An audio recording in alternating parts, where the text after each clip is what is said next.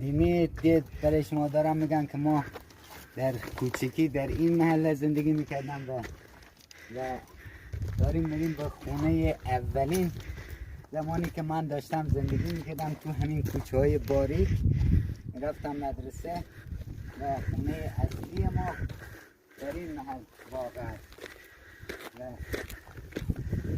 خونه پدری منه. اولین خونه ای که من به تو زندگی میکردم این حیاتمون بود و اسفندهای اینجا مراقبه میکردم. اینجا دری بود، حالا در رو برداشتن دیگه قدیمی شده واریز شده. این خونه اصلی و متاسفانه کلیدشو نآوردم که درشو باز کنم از داخل همه فیلم مداری کنم. ما توی این شرایطی بزرگ شدیم. دقیقا اینجا یه بالون خری داشتیم، دقیقا اینجا رو داشتیم پشت دیوار فضای جا می‌بستیم. توی این شرایط داشتیم زندگی میکردیم.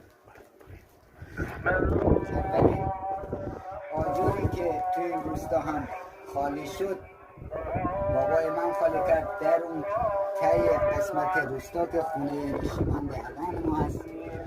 ما اونجا زندگی میکنه و ما در کنارش اتاق درست کردیم و فعلا خودمون مقیم شهرستان پایین هستیم. فعلا بافت روستای هست که اینا همه اینجا رو که میبینید اینا همه خانه نشین بودن و ما اتاقها